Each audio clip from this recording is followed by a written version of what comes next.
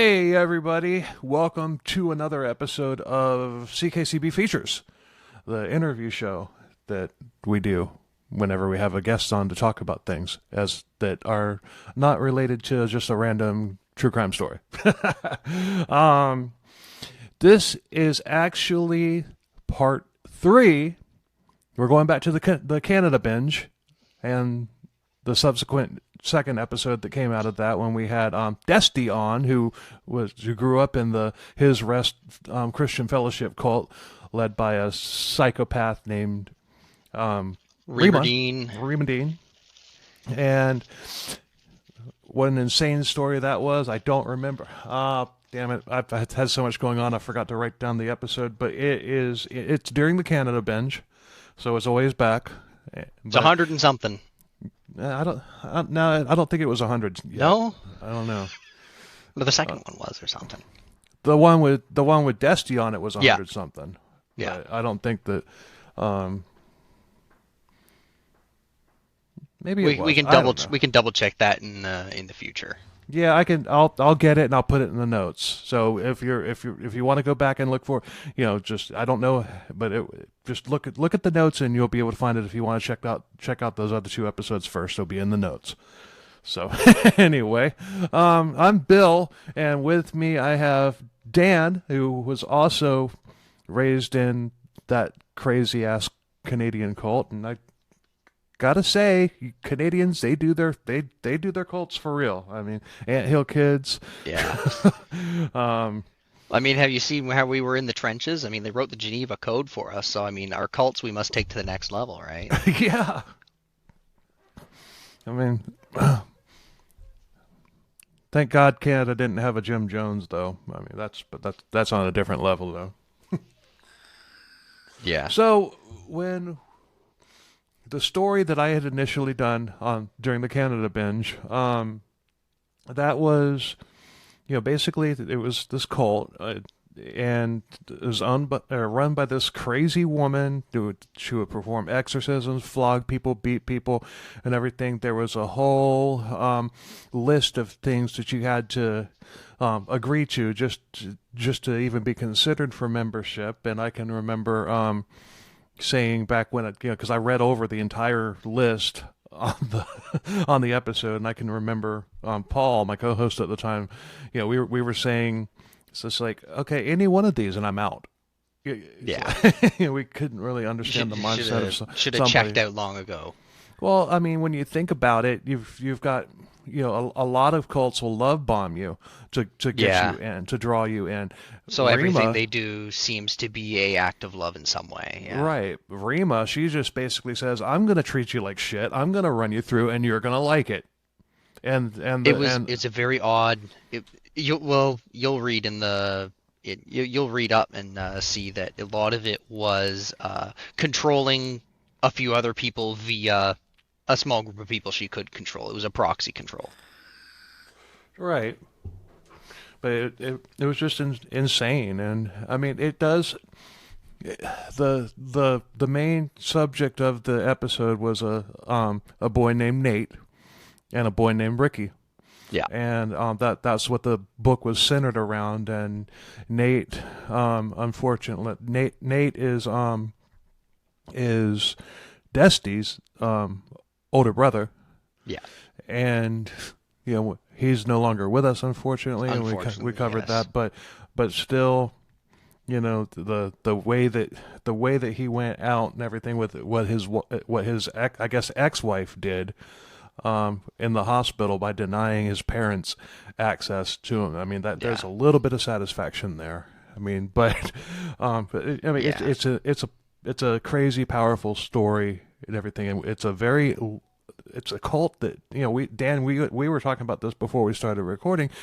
Now, this cult is not known, and as far as I know, CKCB is the only podcast, true crime podcast that's covered it, which is insane because it's one of the more insane stories. Yeah, hands down. So today, we talked about Desti's experience in it in part 2. So today we're going to talk about kind of your experience and how, in the downfall of that cult and basically how it affected you as you came out of it, because you were pretty young. Well, you're still pretty young, but when you came out of it, so you were, and I also know what that's like to be, basically a kid coming out of that when you're finding out that everything that you knew was bullshit, basically. Yeah. And it's a hard thing to be in. It's a hard place to be in. Um, you could say that I probably didn't deal with it as well as some people did. Yeah, no, I get it. I get it. It's Yeah, but a lot of people that come out of that, wind up in drugs or alcohol and or crime or whatever. yeah. You name it. They're going to spin out of control, and some people lose themselves for it. And Yeah. I guess you could make the argument that I kind of lost myself due Yeah. to Well, you try to find alcoholism. a coping mechanism that fills the hole that was left, right? Like when your Right. dad leaves, you usually problems gravitate towards the yeah, right? So I can only understand it would be the same way in any kind of cult scenario, and Right. you will be able to kind of gather that a lot, and I'll actually kind of go into that the way like my growing up and all that, how I was kind of affected and how I had coping mechanisms due to that. Right. So, is there a specific point you want me to start at? Because I don't want to go too far into like the past. I want to kind of stick to more to the present, Well, or like in the last 10-year effects. uh, Because yeah, okay. How about okay, what year did the cult like officially fold? Was it it it was was after Rima died, wasn't it? officially folding. No, officially folding was around 5 years before she died. Because she moved out into Oh, the that's out right. west with her son. That whole thing. We tried to uncult the church, and it didn't exactly go as well as we'd hoped. It was all right, but the damage was already done. We couldn't really save what was left, and damaged people can't make a good thing, right? Right.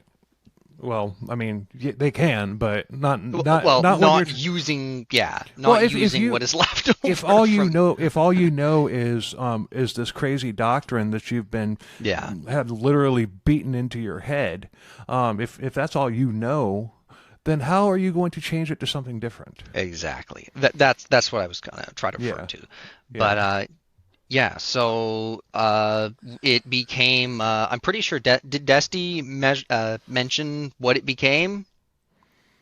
I don't remember. That was a while Possibly. ago. Does Light of Hope mean anything to you? Maybe. Okay, because Don't we know. we tried to rebrand, we tried to remake it with no tyrant at the head. There was no like control. There was no more exorcisms. There's none of the crazy stuff. No more But exorcisms. yeah, no, No more of her pulling the sleight of hand and putting a freaking envelope full of syrup and food dye into yeah. your mouth and I saying don't. bite I this. I don't think it was that. I think it was because Dutch people love druppies and the licorice and stuff, and a lot of it's either like the transparent or it's the black stuff. So if you're pounding a lot of it and you're in like emotional distress, usually you get sick to your stomach, right? Oh, So I okay. can imagine why people would throw up black in a situation like Well, that. yeah, They're all pounding when she druppies. when she's sitting there, well, her and everybody around is screaming at them and everything and beating on them and stuff like that. Yeah. Yeah, I guess your stomach is gonna reject that. Just like okay, Yeah, done. yeah, no. Yeah, getting nervous in any scenario like that. Stage fright, but 100 times worse. No. So, so yeah, we didn't have any more of that. It was all it. You know what? It was like the best way I could put it would be like either a Pentecostal or Free Methodist home church is basically what it ended up being. But it was a number of factors that kind of ended it. The main thing was the house that we were doing in it's old, so Right. kind of ended it. There was nowhere to do it. People moved away. It was more of like a split up by proxy rather than, this is dangerous or damaging. It was more of a split up because no one could get there. Right. Yeah. So, I mean, Desti, now that I think about it, she talked about, how unpleasant and not at all fun Rima's last days were, and that was all by Yes. design by by the people that were, in Well, charge of her. yeah, And that it was was more of, I think it was less of revenge and more just like scenario because her original husband was living with her oldest son at the time, so it was just like it just ended up happening that way. And then as far as like having to wear pants and all that, it's just easier to deal with as a PSW. I can because my mom was a PSW for a while, and she said that it's a little easier to deal with. So I can understand. It probably was less of revenge because it wasn't like her son was an evil person. He was actually a very nice man. I met him, and he well, wasn't. she did deserve a dose of her own Oh, medicine, hands though. down, hands down, hands down. I'm not disagreeing with that. No, but I'm just saying, it was a move of, it was a, what is it called? No, sorry, it's not Ex Machina. It's Poetic justice. poetic justice, hand of God, thing. It was not at all revenge on her older son's part. No, he was a very nice man. I met him. So the Colts folded. You're how old?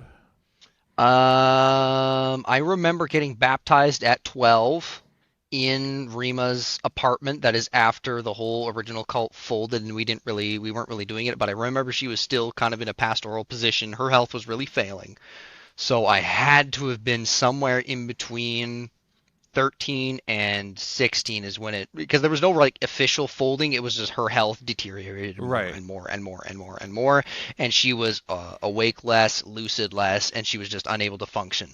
And I cannot remember the exact date when his rest kind of was done with and we flipped it over to Light of Hope, because we were technically doing the whole house church thing under the his rest name for a little while without Rima, even though she was still living in Ontario and all that at that time. She just wasn't available and was never there, right? Right. So I can't give you an exact time, but it was in between. I was probably an average of around 14 years old was probably when it kind of went under officially. Okay. And you're how old now? I'm 22 now. Okay, so we're talking like not even a decade out. No. So the ramifications. Okay, once you've broken free, okay, so the light of hope thing obviously didn't succeed. So Yeah. so what happened? What happened then? Because I know that when the cult that I was raised in folded, my mom was still looking for That another. same kind of, Yeah, basically a church. If you're hearing fireworks go off, if people are still yeah, lighting leftovers celebrating New from Year's. New Yeah. Year's Eve, yeah. Yeah. For So, continuity purposes, we're doing this on January 1st, and yeah. this is only the second episode that I've ever recorded in the new studio. So Nice, nice. What a privilege. it looks a hell So of a yeah, lot better than it did before. yeah, I mean, God, it was just because I was sitting in the dark. It just looks so much yeah. better. It was the lighting was. I did see some of the previous like interview episodes, and the lighting was pretty bad. Yeah. Yeah. So the best I can probably give you is sorry. What was the question again? It was Um, how. how did you and your family cope? Oh, And I brought up my mom because she was looking for yeah. basically somebody to control her. Yeah, so actually, it's actually become really, or at least for my family. So we stayed in the same area. We moved to, I won't say where the cult was. I'm sure you know by now, but we moved to like to the Greater Toronto. No, we're not part of the Greater Toronto area. We're you probably don't know it, but Pickering, Ajax, Oshawa, that kind of area. That's where my parents ended up moving.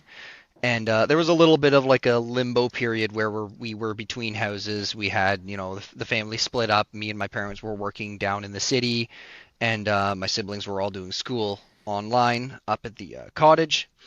And but we finally settled in that area, and they found a church there. I believe it's a Pentecostal or a Methodist church.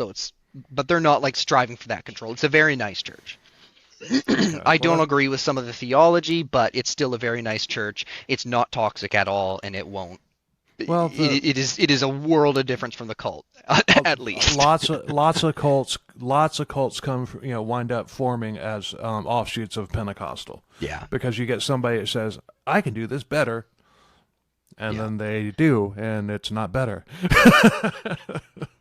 Yeah. So, No. So, and I think the thing that really helped was that limbo period because the our church we would because we'd go up when we were done working for the week, we'd go up on the weekends to the cottage and be a whole family because, if you had to be separate to work, you could at least be together as a family. It's hard, but you make it happen. And so we went to church up there. It was way up in the sticks.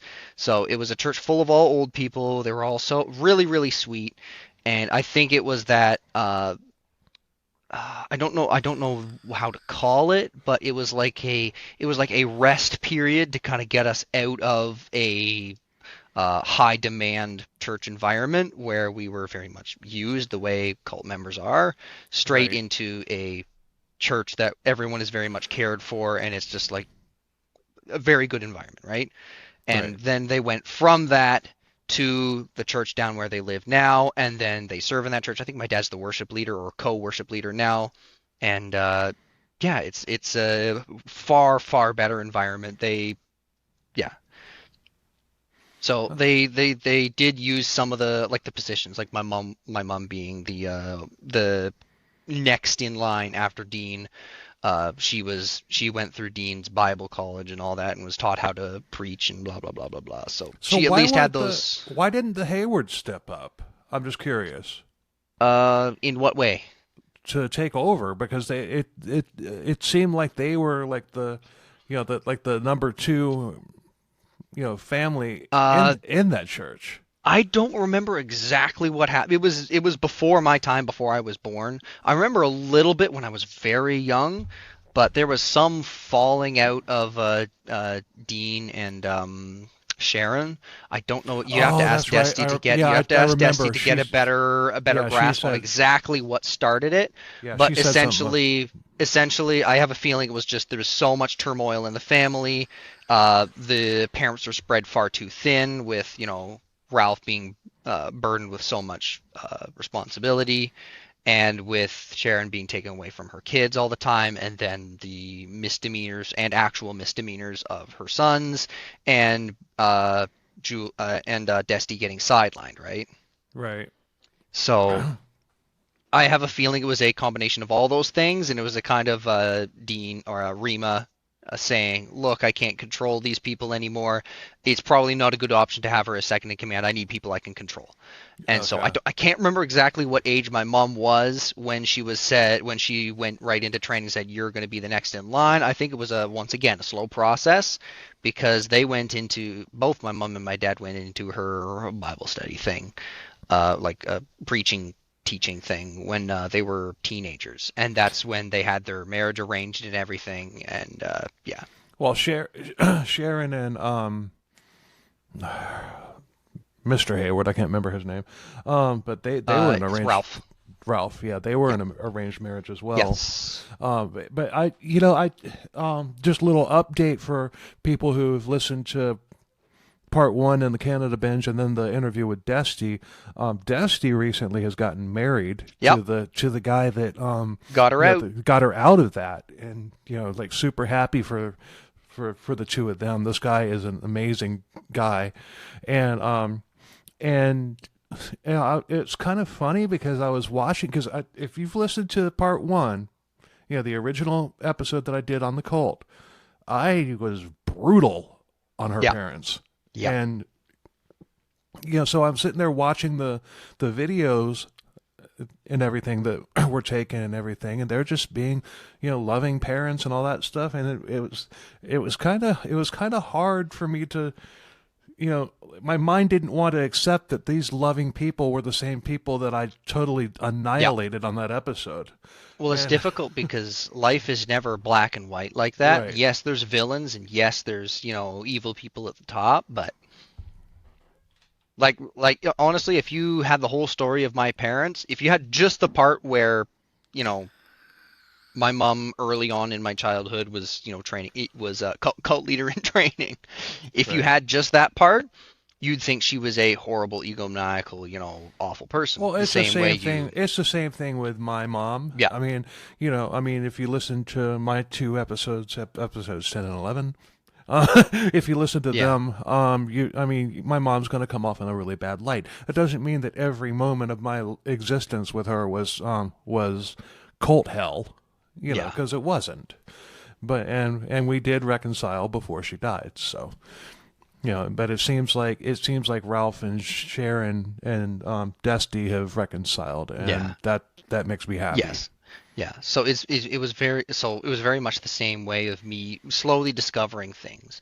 Was it gets you a little more insight on, look, it's not all their fault. They only have so many things they can control, and just like me, they literally grew up in it from pretty much birth. So I do not hold anything against my mom. Was there things she could have done differently, and could she have stood up? Absolutely. But I'm not going for one, I'm not going to hold the past against her. And for Right. two, I'm definitely giving her the benefit of the doubt because of her childhood situation. She was taught this was the way things were, this is normal, this is how we live. So, Right. So, I don't. This may. I have a surprise for you. uh-huh. I got an email a couple days ago. It Really? was somebody who says that they were from His Rest or His Rest Christian Fellowship, Yeah. and sent me some things. There was what is called um, a sin log or something. A But sin log? yeah, a sin. Well, basically, the word is escaping me right now, but it's basically where you have to log all of your sins and everything. I mean it doesn't sound familiar, but it's not beyond the realm of possibility. I mean, is there a name on it who wrote it or Well, the person asked to be anonymous, Oh, okay, okay. but for example, it's just a sin log. It's like for example, I've got one up on my screen right now. It's just as somebody took a picture of something, and it's like May 12th, Monday, was put on from PD's story about betraying me again for pride and idolatry. PD probably stands for PD stands for Pastor Dean. Uh, For what? Pastor Dean. So Oh, Reamer okay. Dean Ailing Scott, she was known as Dean, so Pastor Dean. Yeah. And then May 13th was put on second step for not seriously taking the first step in warning pastors not being open with Sharon, that's Hayward, about Yeah. the family about censorship. And these are sins. These are sins that people are are basically logging. Does it Another one. does it say a consequence? No, or not yet. I mean, I haven't gone like I haven't read through the whole thing. I gotta take a look at these. This sounds wild. Yeah. Okay. Wednesday or May 14th sent repentance letter, but and somebody else felt that they could not receive it, not repenting of what the Lord and pastors had said. We spoke about this. Then, Okay. yeah, All right. I think we May. need a little more inside knowledge to completely understand what this means, but Well, apparently odd to these be are sure. apparently these are all sins. May 16th, Evelyn's dream, dark hair and closed eyes, and then in parentheses it says about herself. And then May 16th, Rita's dream, afraid of Greg. So apparently, dreaming can be classified as Uh, a sin. Dreams were I will tell you, dreams were huge in the cult. It was Dreams were what dictated pretty much everything. And unfortunately, the problem with that is busyness of mind and confirmation bias will cause you to, and a lot of stress will cause you to dream about the very thing you're like hemming and hawing about. So that I can foresee that being a huge problem with, should we do this? Should we do that? And then you have a dream about it because you're so stressed. And it would be a problem because if you didn't dream, you probably weren't in the spirit, right? Well, So I remember that being, if you don't dream, your brain isn't functioning properly. I mean, everybody or you're just dreams. in deep around. Wow. Yeah. May 16th, somebody's dream. Evelyn did not want to talk with Levi like everyone else. Okay. Um, But Yeah, you know, it's these are sins or just like a like an order of things that happen. These are do they have like a condemned or It like says a you know in summary, after going over the dream, since Ralph dreamed that everyone in white, except for a lady who at the time we felt was Tante Evelyn, there, that's his there, mom or there have been no bad dreams about any of the Haywards except for three bad ones about Evelyn. One of these was similar to Ralph's dream, which was said person on May 16th that everyone was willing to walk with Levi, live the uncomfortable Abraham life, except for Evelyn. We feel that this means that all the Haywards except Evelyn can be taken off with the warning that the Lord said that in communion that that the communion dream that no one should feel that they have earned forgiveness by new life in parentheses no green clothes. And wait, say that again. So no, none of them should understand they have received forgiveness. What? we feel that this means that all the Haywards except Evelyn can be taken off with the warning that the Lord said that in that communion dream that no one should feel that they have earned forgiveness by new life in the parentheses it says no green clothes and that there is still much spiritual work to do. And then in parentheses, communion happened before the workday was over. So I have no freaking clue what any of that gibberish means. Okay, neither do I, but one thing I can tell you is that forgiveness comes through grace, not through making sure you're, what did it say? Spiritual work? Or wearing green clothes? Or yeah, wearing You've got a green green clothes. shirt on, you heathen! Yeah, no, green clothes mean I am forgiven, remember? It says no green clothes. Oh no, I guess I'm in trouble. I gotta make sure. Oh yeah, because I gotta be in white to be forgiven or something, right? That's Yeah. wild. That's wild. I thought green would be good because it's like go. Oh, Oh and then wow. then there's this whole thing about the report of the Haywards. Oh. But yeah, this report of the Haywards is what it says from the week of May 11th to the 17th. So maybe I should have probably read that first. Does it say a year? No, Hmm. I wish it did, but I probably can't give you insight unless I know a year because it might be before I was even born. well, I mean, Desti's not on here. But yeah, this is the report of the Haywards. It goes from May 11th to 17th. Doesn't have a year, but Okay. it covers Ralph, Sharon, and we're just going to call them J and P. Okay. There's two Yeah, others, those I guess. I know who those would be. Okay. As I already used Ralph and Sharon's name repeatedly Yeah. on the first episode, so there's Well, they're open source on the online court documents too, so yeah, okay. readily available. So it says April 29th, Ralph was put on lack of diligence as parents for not going after Jay with his schooling, told not to send repentance notes but to call.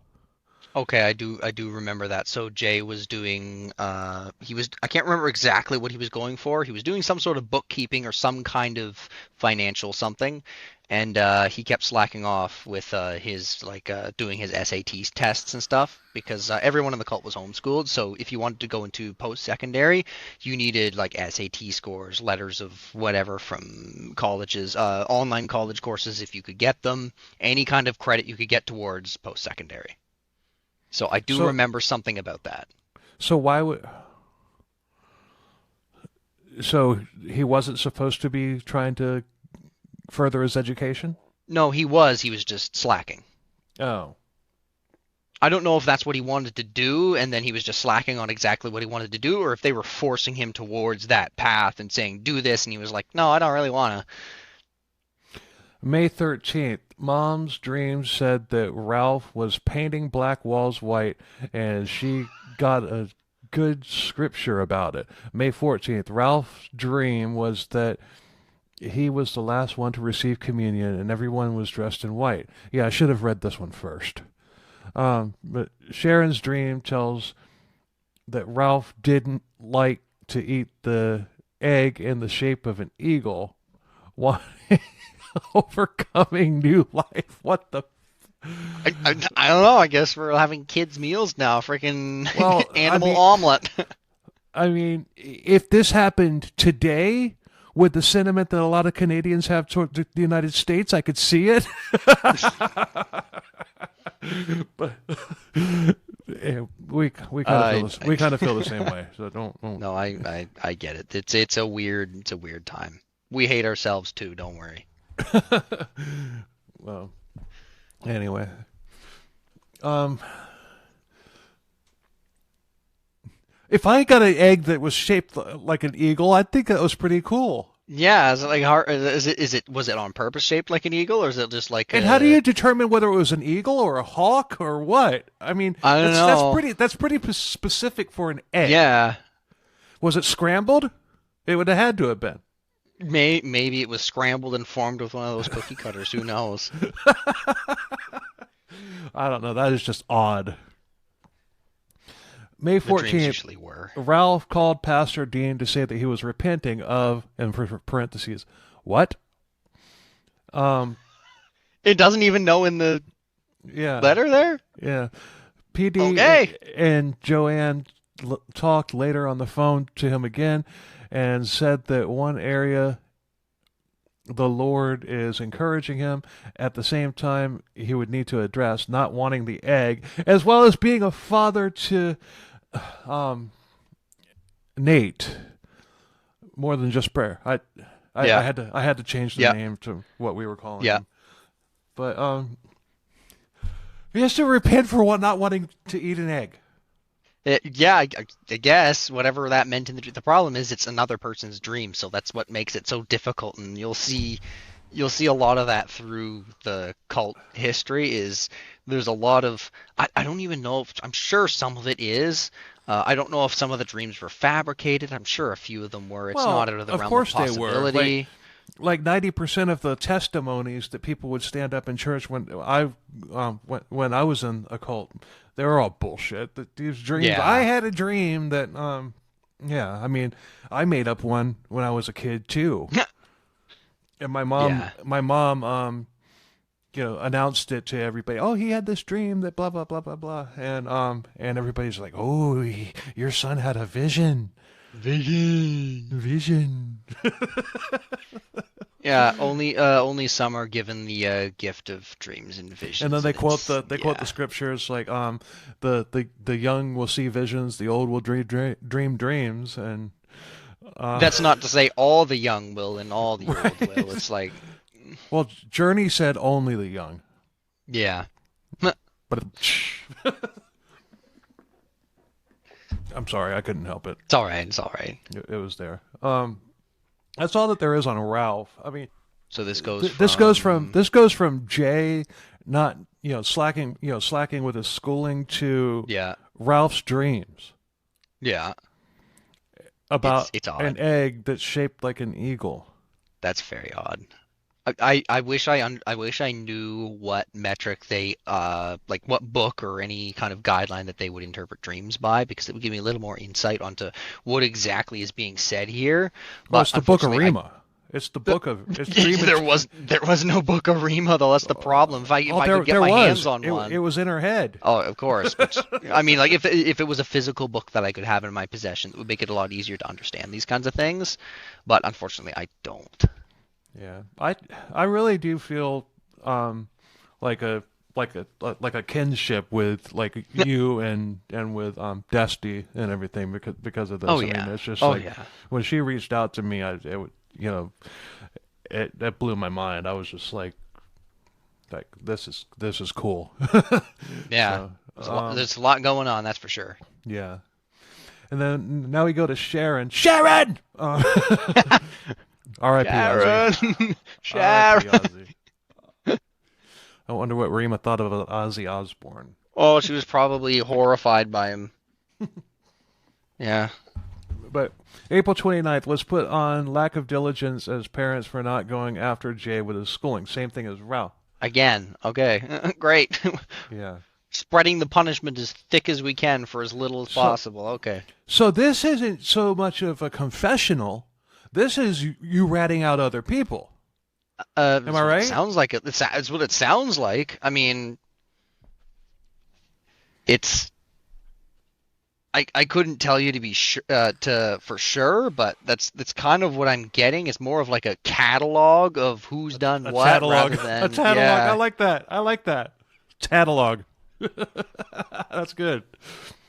May 3rd.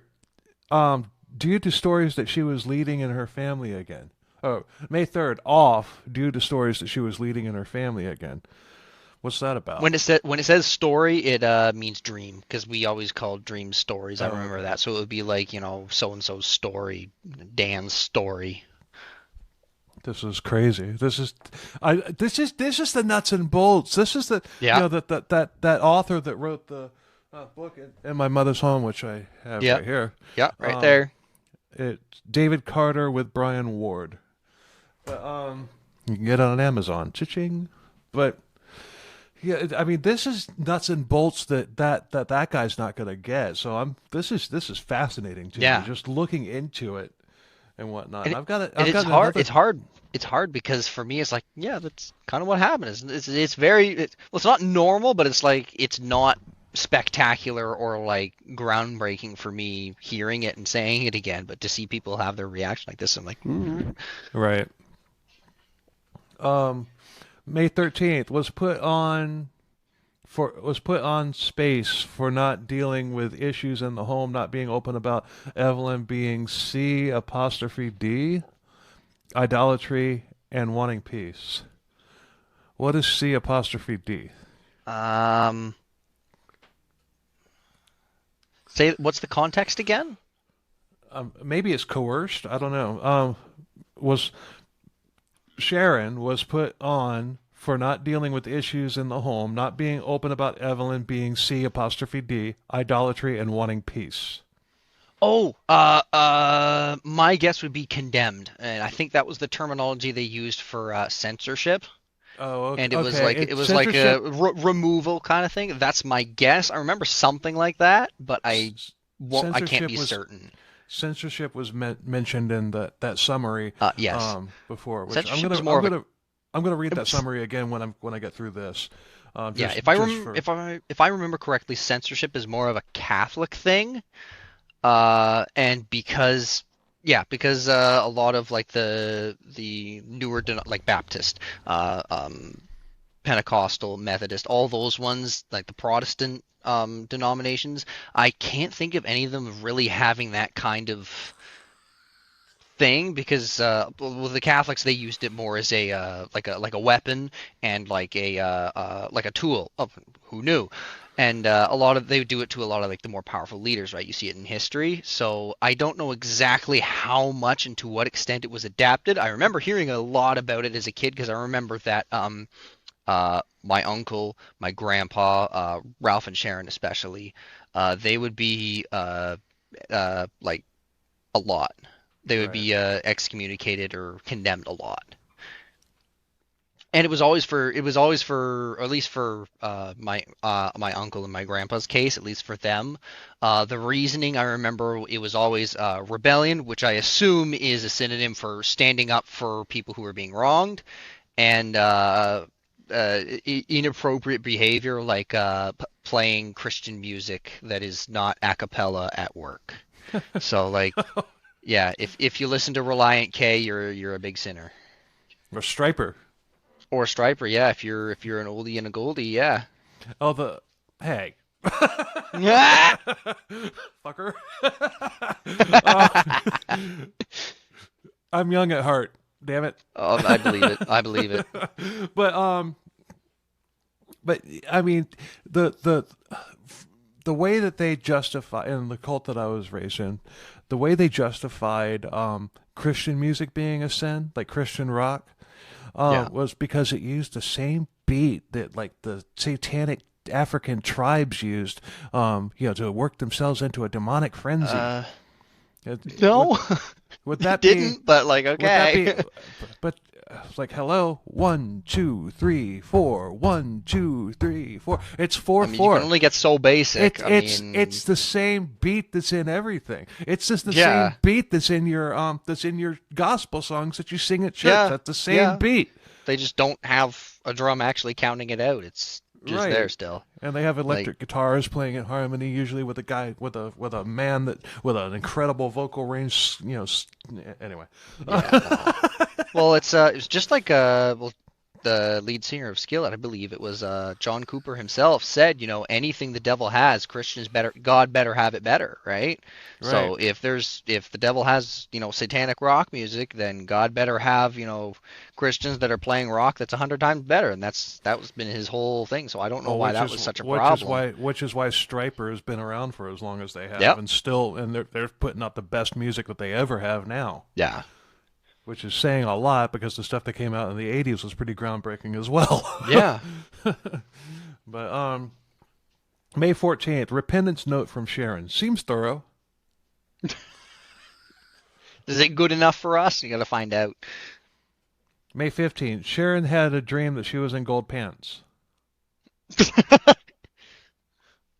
May 16th, Mom had a dream that she should talk to Greg and was not afraid anymore. Yeah, I can't. Okay, let's see if I can. Okay, who I'm was trying this? to Hold on. remember who Greg was. I think he's This some was far this extended family. this was Tante Evelyn's catalog. Oh, okay. Who is Tante Evelyn? Tante Evelyn is either I can't remember if it's Ralph's mom or Sharon's mom. It's one of the two. It is one of the two because she lived with them. I'm pretty sure it's Sharon's mom though. And she's So, ratting her daughter out. uh, That's cult. I think because she was good friends with. She was pretty much the same age as Rima. So I think it's because they grew up together. I think that's why they had. I don't know. It's way before my time. I don't think they She grew up was. together because No, no, no. Rima's origin story is actually pretty No. fascinating. Yeah, yeah. Well, here's the thing. I don't know how much of it is true and how much Oh, is that's a true. How much girls, is a how much Rima is a fabrication? Rima fabrication glorifying, because if you really think about it, all of her war stories are like, I was so heroic, I was so awesome, I did That's this, I did true. that. It was none of it's like, we hid under the table and we were cowards, because that's what the Right. majority of people were doing, right? So Yeah, that's true. yeah. That's true. Yeah, it's probably a bunch of bullshit. Yeah, I do know that that Rima's dad was like the most based guy around, and he was like an inventor, and he hid Jews during the war. I don't know in his own house or if he had like a safe house somewhere, but I know that he did help, or at least help the resistance in some way, shape, or form.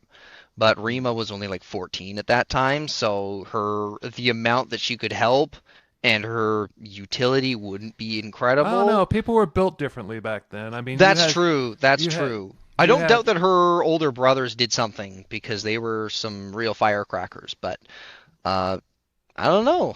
Who knows? Maybe 14-year-old girls were accustomed to guerrilla warfare back then. Who knows? well, I think anybody could be accustomed to Oh it yeah, if the if the situation if the called time for it. called for it. Yeah, Yeah. I mean, like if some like if Red Dawn were to happen, and Yeah. if that were to happen in the United States, and I mean, There well, would be a lot of there children would be a lot prepared of for, yeah. yeah. But the whole concept of that movie is stupid because those planes would Yeah. have never gotten into the United States for the No, Russians to no. invade. And we're not even going to talk about the remake where it was North Korea that did it. Oh, the That's just remake so was so bad. stupid. The remake was so horrible. Yeah. I watched it one time and I don't even think I made it the entire way through Don't, it. yeah, it was very B movie like. I couldn't finish it. Yeah.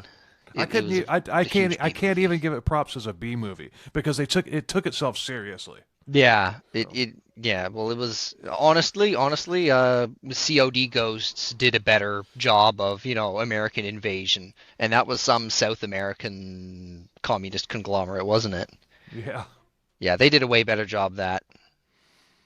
Yeah. Anyways, that's Hashtag, but that I tangent, digress. yeah. um, Jay, April 29th was put on for not doing his course on time again. No diligence, Again with the school. judging around. Yeah. May 11th, he dreamed that he was fighting with P.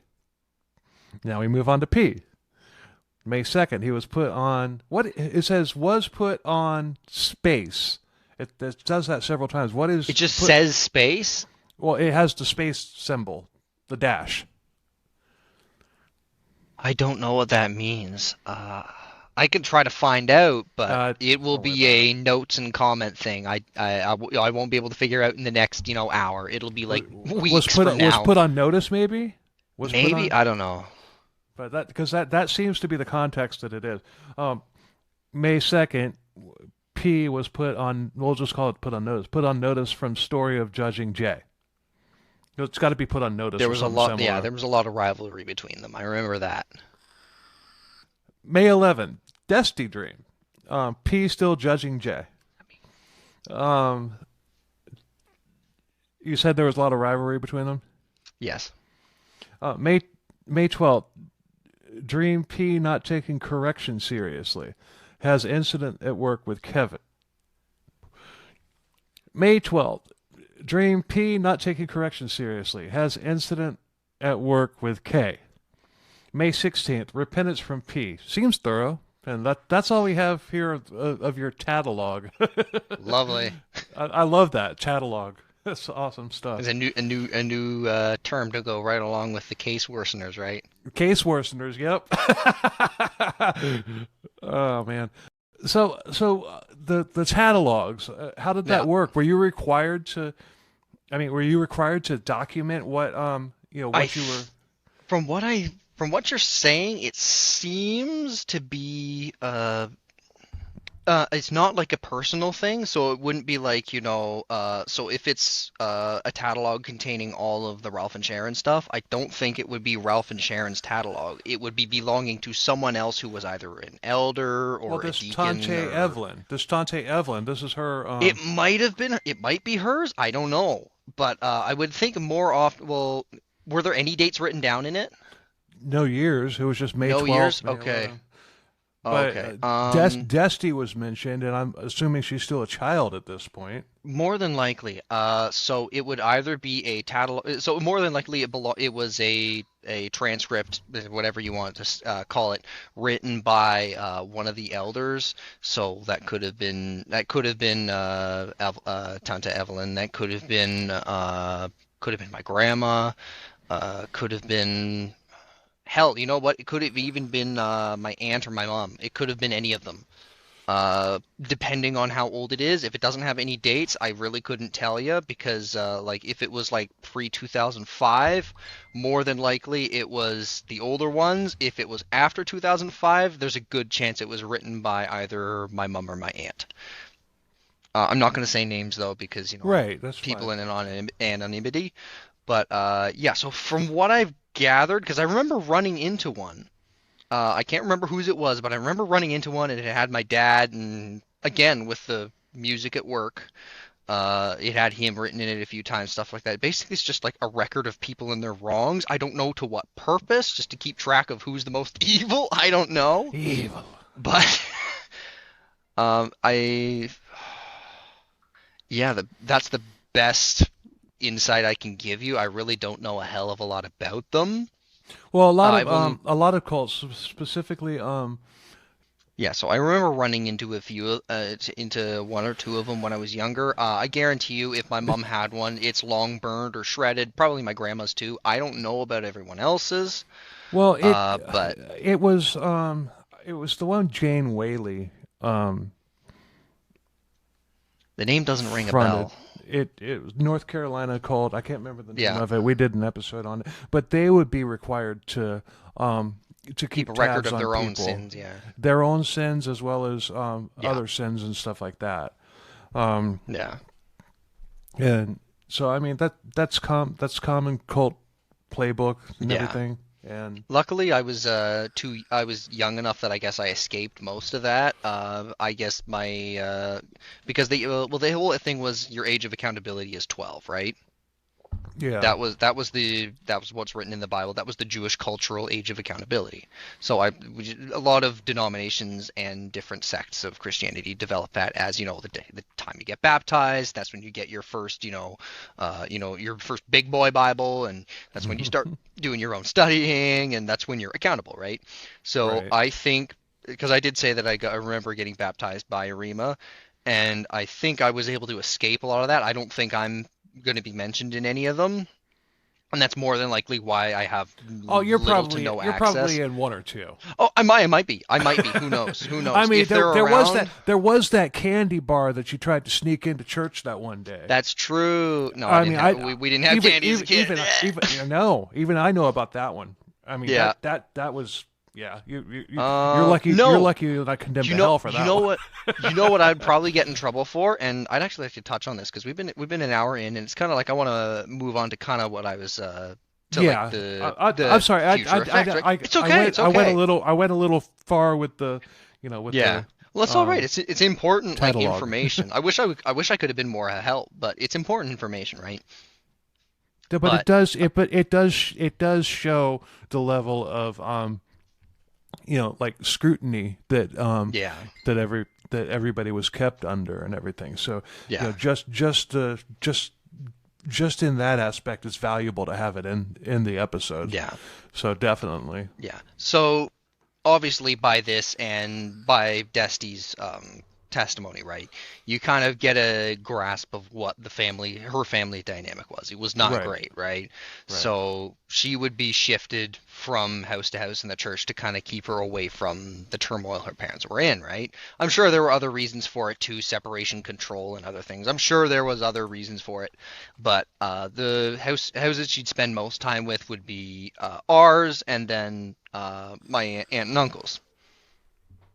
And so, obviously, you know from her testimony, she did not have a great experience with her brothers or with her parents. right. And Remember that?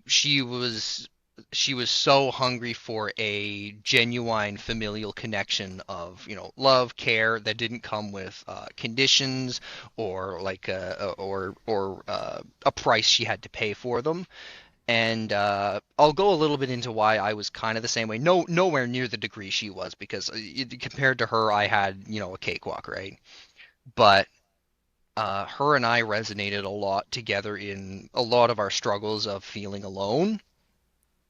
And so she kind of became the sister I never had, and I became the brother she never had.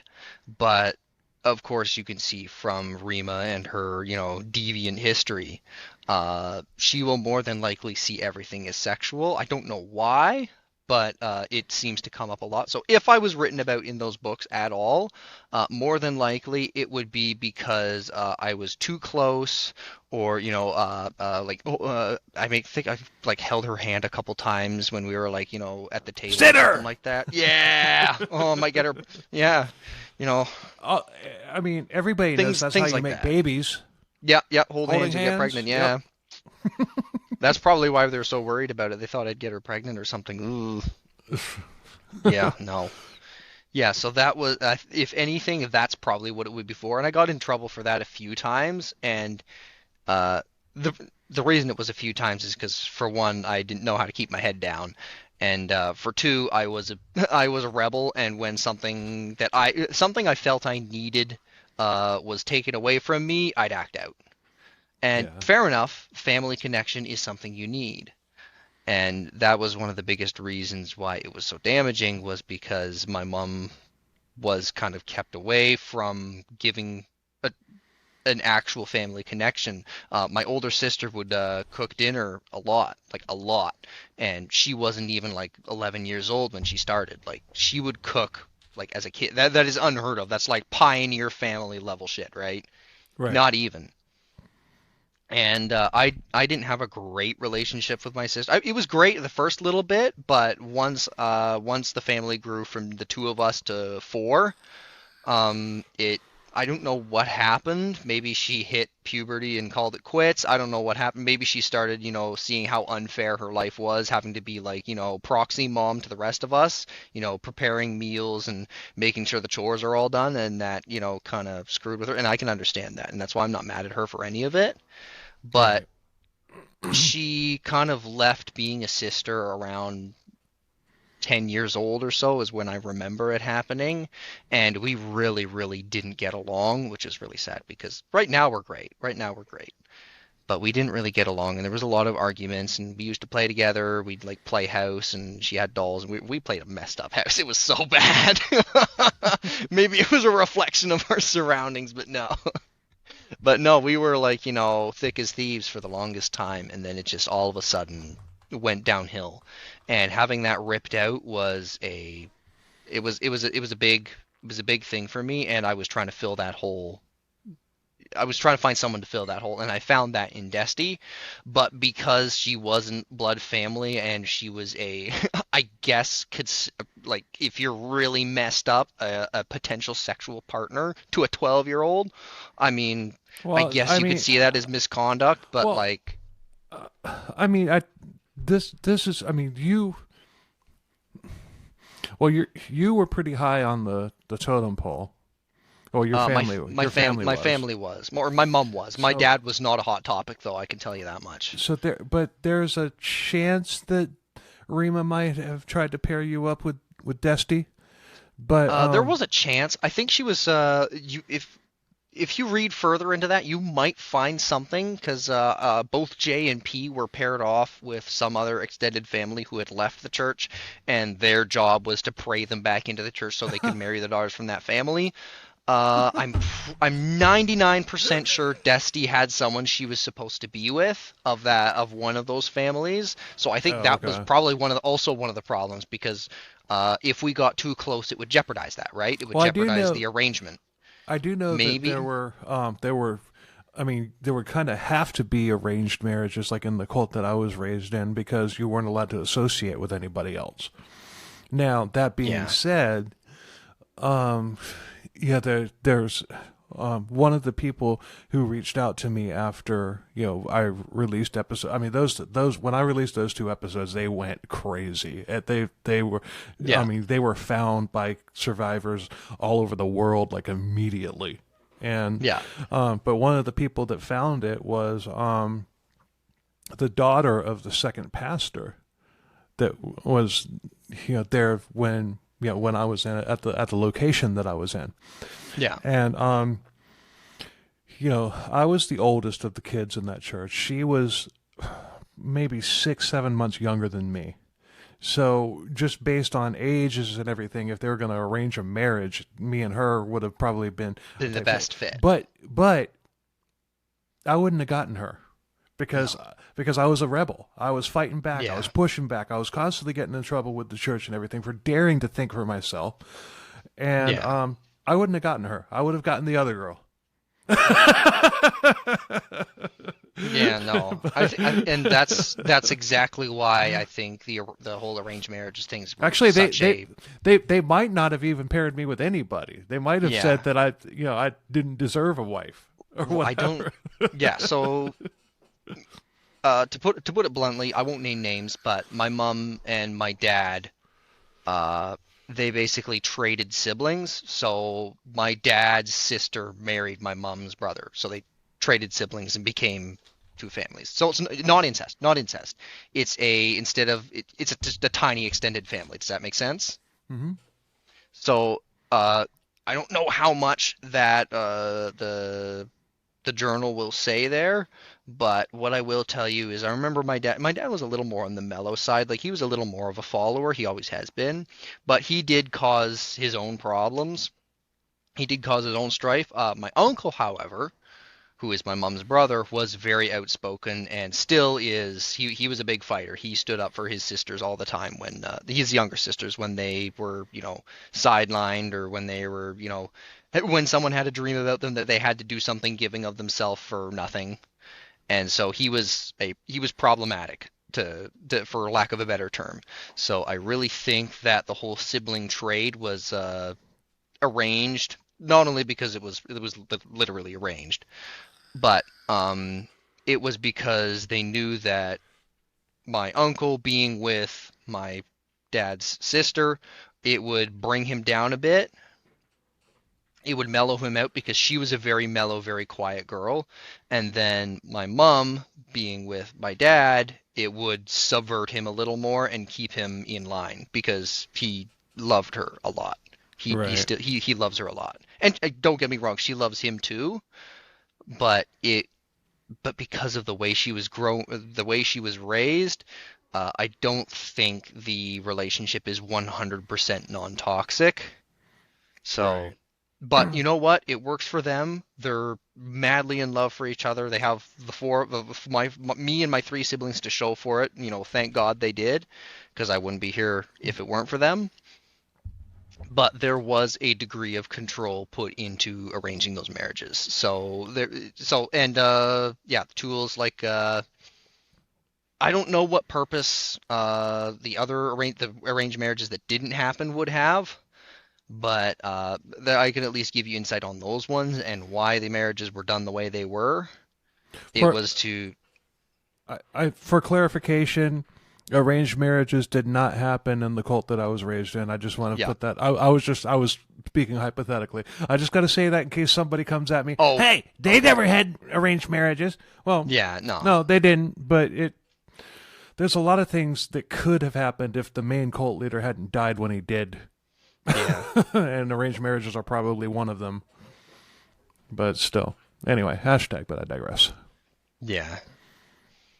Well, yeah, So so that being said, that was what probably one of the reasons why I would get in trouble, or one of the only reasons I was, seen as a threat or as a problematic person. But that also kind of played into, and I can kind of understand why, because you said that did you say something about a letter and someone's sexuality or something like that? yeah, it was. Hold on, I'll pull it up. Yeah, so It comes off to me as hold on. Oops, I had it right the first time. Damn it. Okay. Well, I'll just read you the first paragraph. I mean, this sounds like a an arranged. This sounds like a man who was put into an arranged marriage, who was gay, and he was writing a letter after some time. It's dated 2011. It sounds like a man who was put into an arranged marriage who was writing to his former gay lover. yeah, I can, Um, and here's the thing, I can kind of understand where it's coming from, because if you kind of put it into perspective, well, let me uh, read. Let me read it. I mean, I just. I mean, let me see if you agree with what I'm saying, because obviously, dear blank, it's been a long time since I have seen you. I am not one for writing letters, but I wanted to say thank you.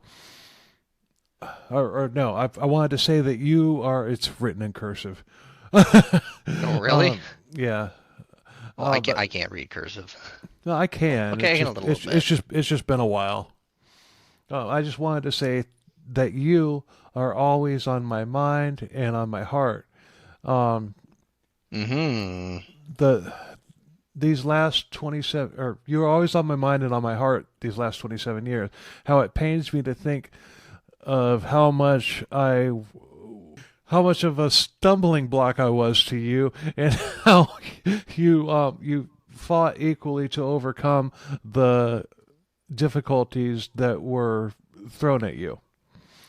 Personally, I don't deserve the blessings that the Lord has bestowed upon me. After That's what a we like to hear. while, after a sinful life that I lived, but I got it anyway. A beautiful, godly wife and partner in um, Joanne, two beautiful children in blank and blank, and of course our own dog, half lab, but still, I mean, it's just this doesn't sound like somebody reconnecting. This sounds like an ex reaching out to like Yeah, an old flame. it really does. Yeah, I wouldn't know who it would refer to specifically. I have an idea of who wrote it, but I don't want to say names. Well, So you were right in your assumption a yeah, minute ago. I had a So feeling. But yeah, so I can kind of give a little bit of insight on that, because I had my own not to that degree, because I was still just a kid, but I had my own for lack of a better word, sexual reservations, because of the women in my life. They were either unable to be present, or they weren't that awesome. And I actually kind of have Desti to thank for kind of turning me around and being like, look, if you get out of here, not all the women are bad. Like, Right. and I found one. I found one. It was quite a few years later, and I married her and have a daughter with her. So, So she was, so she was the one that what's Desi's husband? Well, no, uh, let's not say his name. Let's not say his name. yeah, I Um, think you said it before, but yeah, he's a cool guy. I met him yeah. before. I met him before they like tied the knot and everything. He's a really nice guy. Well, when after we got done doing the episode that she was on, I mean, we were talking afterward, and Yeah. I talked to him for a few minutes. I got mad respect for that guy, and you know, tell us about your wife and how she basically deprogrammed you. Yeah. So, the part that I needed deprogramming from was less of the cult side and more of the attachment side because that is the dependency Well, that's still and very much the cult yeah, it's side. still very much the cult side and unfortunately because of my mom's bringing up, she carried that into her parenting as well, and there was a lot of control that and boundaries we had to work with because in the whole cult thing, boundaries were bad. Boundaries meant you were trying to put walls up to keep people away from your sin, right? Right. So there was a lot of boundary work that needed to happen, and she did say she was like ready to call it quits because I was that thick to get through, right? And yeah, so it was a lot of like I'm trying to give an example without being too personal or too open. Like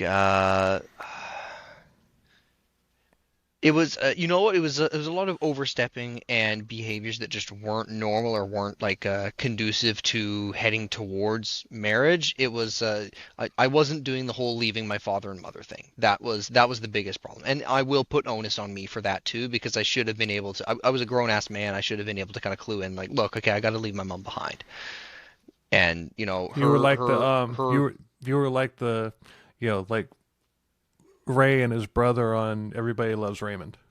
Uh, yeah, more or less. Yeah, it was. You know what? That's actually a really good way of putting it, and And that's one of the jokes that her. I wasn't even making jokes or anything like that. I was No, being no, it's serious actually a because very good way of putting it because that's what her mom and dad said, and that's the picture they kind of gave really, me. Like, look, yeah, because they holy really love the crap. show. Yeah, so they said, look, you gotta get away from this because uh, and we are renting from them, so there is a degree of inclusion that we have with them, but they're very separate from our relationship, despite living in the same house. So that part is a nice aspect, and that was not what I was doing with my own parents. And Right. despite me like needing like, yeah, you should talk to married people who know more about marriage than you do, right? But it's a it's a two-way street. You can't have her you can't have your parents being encroaching and dictating your marriage. You need No. input but not control, right?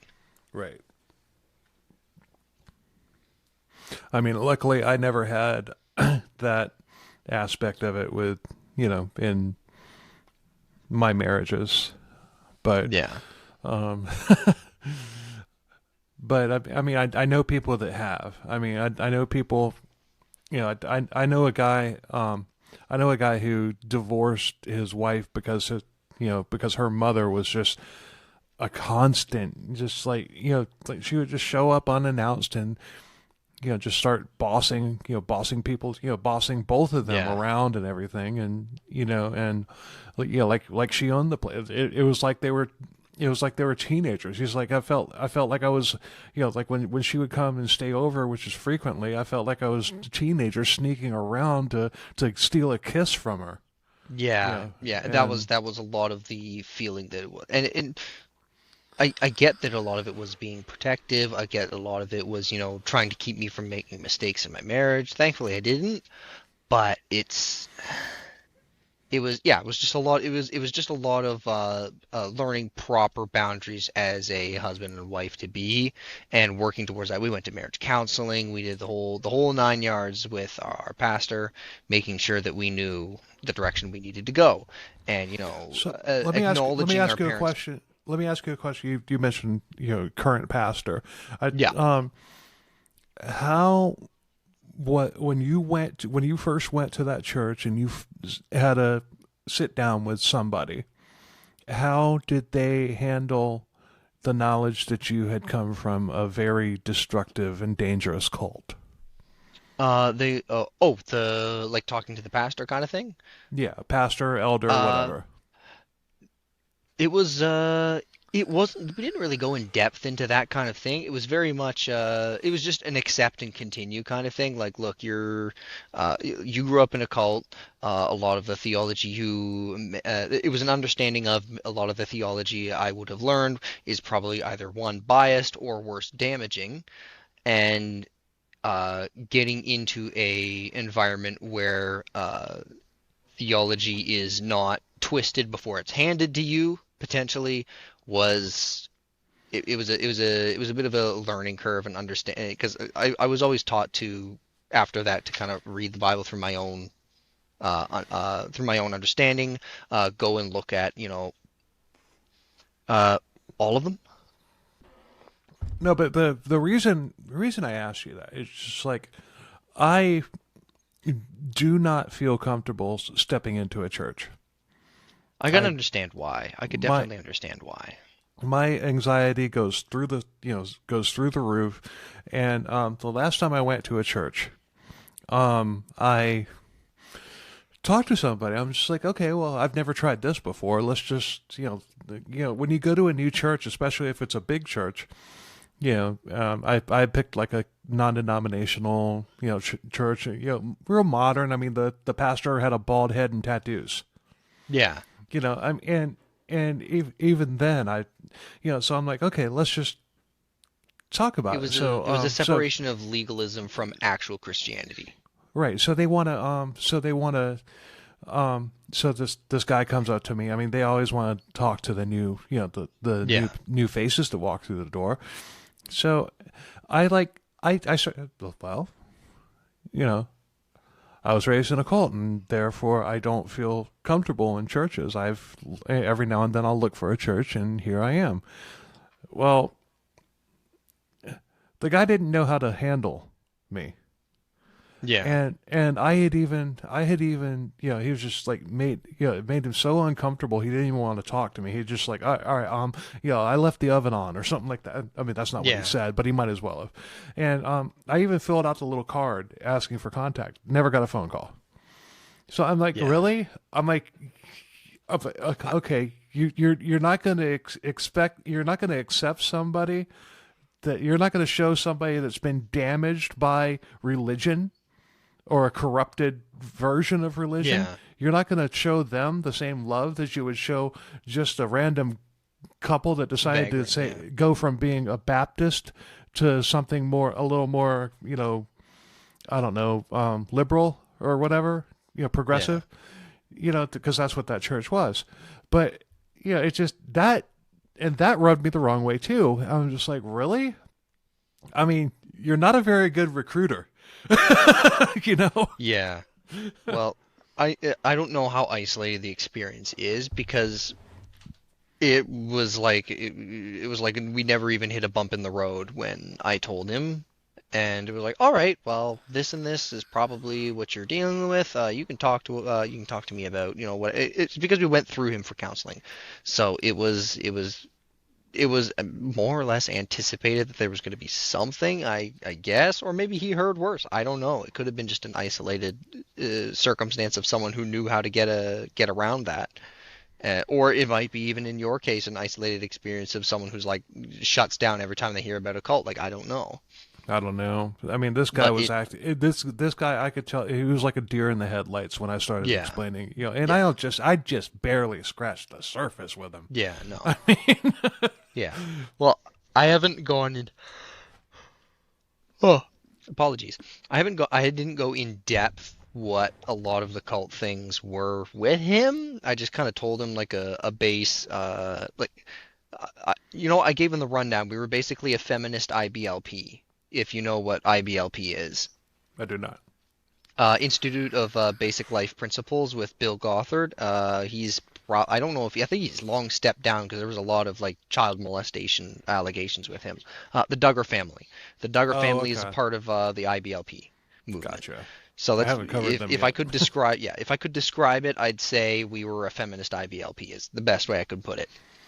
And I Mm, didn't really go much I deeper than would, that. I wouldn't really call that anything having to, relating to anything like the Duggars or whatever. No. This was a one-person dictatorship Oh, well, definitely, definitely.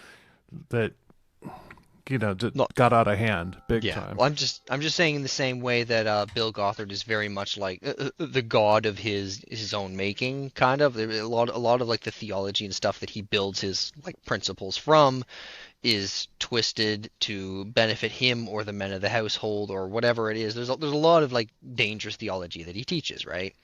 And that's why I said it that way is because it was very much the same way of Rima taking theology and selectively or twisting it and then feeding it to the congregation in a way that would benefit her, such as like you have like the whole gift of dreams, like you have to have dreams or you're not in the spirit, because then if someone's not having dreams, she can single them out and say you're not in the spirit, someone else have a dream, and she can kind of control things, right?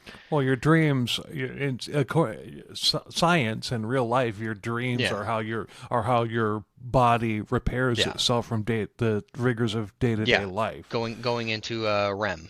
Or Exactly. whatever. Yeah. So I guess I'm not really in the spirit because I almost never have dreams, and the only dreams Well, that I you do have them, have, you just don't remember oh, them. well, okay, but the ones that I remember are always like really long, involved, like like choreographed movies. Like that's the best way I could put it. They have no, I cannot think of them having a single meaning. They Yeah. don't match at all the the people wearing clothes and facing in a direction that Tante Evelyn was dreaming. I'll tell you that much. I rarely So remember my dreams. I dream a lot. I know I do because yeah. I'll remember them for like 20 seconds, and I can literally feel them deleting from my brain as I wake up. The only two that I remember, I have two recurring nightmares, and I remember Yeah. them every time I have it. But I don't think I have recurring nightmares, thank goodness. I can't think yeah. of any that are like recurring dreams, except for like sick dreams. So that's another thing that I'd like to know. Like you know what I mean by a sick dream, where it's like the same little image that plays over, the same little like thing that happens again and again and again and again and again. So like for Yeah. me, it was like a car crashing, I think is what my sick dream was. Very, very basic, like almost no color, very, and it's like I guess it's like your brain's interpretation of how you're feeling. So that's one thing I would be curious to know, like what is the cult take on that? Like what are you, what's the dream? Yeah. Yeah. So Yeah. yeah, I wouldn't be able to give any insight on that. But yeah, But so still, I anyways, mean, she really took the whole thing about the young will have visions and the old will dream dreams or whatever it was. She really took that scripture to heart and she took basically, the last half of it. well, Not she really the she first half. she Yeah, weaponized it though. If definitely, having a yes. dream can be a sin, I mean, Having the wrong dream, yeah. okay, what would she say if? Okay, I'm sure it happened. Somebody confessed having a wet dream. What happened then? It's serious I question. couldn't tell Serious you. Yeah, question. no. And you know what? That's the most damaging part because some people, or a lot of people, uh, you know how your dreams only consist of faces and people you have seen, known, experienced. It can't Yeah, create new content, it's right? not AI. It's not AI. It doesn't generate. Yeah, so that random faced guy in your dream was some guy you saw, 5 years ago in passing in the grocery store. You don't know his name. You don't know where he's from. He's just a guy, right? Right. But it's all from memory. So that could be a serious problem involving wet dreams because a lot of people with wet dreams, it's a like a family member usually is what it like your first ones consist of. So I can see that being a huge problem, and I don't know how they would have handled that because I have not heard of it. I don't remember hearing about it, I'm sure it and happened. I'm I sure it guarantee you it's happened. happened. I'll have to see about that because I if someone had confessed about a wet dream, I'm sure they didn't confess about all of it, and it was more or less probably ruled as, you had a dream about sexual immorality and you need to repent, and you got Yeah. whatever the abbreviation was there, CD'd, and then you Exorcism. had yeah, exorcism, and whenever you repented, then you were good to go, I guess. Yeah, but you still had that stigma. Yeah. You could talk to Rima about something. It's like, okay, yeah, I noticed this, and this. Oh, shut up! You're that pervert that Yeah. has the wet Yeah. dreams. Exactly. I thought, wait, I thought That I would was be an issue. forgiven. Yes, but we don't Yeah. forget. Yeah. Well, what did it say there? You the not forgiven by the whatever because of the green shirts or something. Yeah. That green So yeah, shirt that thing. so That yeah, green that be shirt thing, like, threw me for a loop, and then I noticed you're wearing a green shirt. yeah, I guess I'm in big trouble. I don't Sinner. know. Yeah. Well, So I'm yeah, wearing a that being black said, shirt. she really I don't know what that means. It's probably bad though. Probably bad. A heart of darkness, who knows? Well, I am a metalhead. Yeah. So yeah, I do really have my wife to thank for kind of more or less changing my more or less changing my habits rather than, getting me out of the whole cult thing. Because I was already starting to wake up. I already had like my reservations, and I was already like, ugh. But Yeah, she really helped me with a lot of like, it Desti's wasn't hus just, Desti's sorry, husband basically went to church with her and, like, basically put yes, himself as a barrier between yeah, between Desti and anybody that would have anything to do with it. Basically, yeah, this ends here. She, yeah, you know, the and as long as I don't want her to be here, but as long as she's going to be here, I'm going to be here with her, and you're going to have to deal with me. And fucking mad respect for that dude. yeah. Oh, But hands down. so what so what did tell us what she did that Uh, deprogrammed yeah. you? So luckily she never had to, because the church had dissolved by then, and that was after we had moved and after my parents were in their new church, serving in their own little areas. Luckily she never really had to deal with that. Thank goodness. She probably would have left me long ago for all that craziness, but no, thank goodness. And a lot of it was just um, helping me reform my priorities for one, prioritizing her above, my family and all that, helping me with boundaries and not letting people encroach into our lives more than they should, or into our morals or whatever part of Your our lives. parents. Yeah, just yeah, that was the biggest one. I can't even remember. I don't even remember off the top of my head what specific things were a problem. I just remember that there were boundaries that really needed to be put in place. I don't even remember. My brain's probably shut it out because it was really emotionally like difficult to deal with, and there was a lot of tears, a lot of fights, and a lot of stuff like that that happened because of it. So, but yeah, no, she was really patient through the whole thing. She stuck with me because she knew that I was the one, and I knew that she was the one. So, That's nice. That's awesome. oh no, it's wonderful. It's wonderful. I have her to thank for pretty much everything. And yeah, so she was the one who kind of pulled me out of my dependency, but I was already starting to wake up. She was the one who kind of showed me, look, this isn't just bad, this is horrible. Right.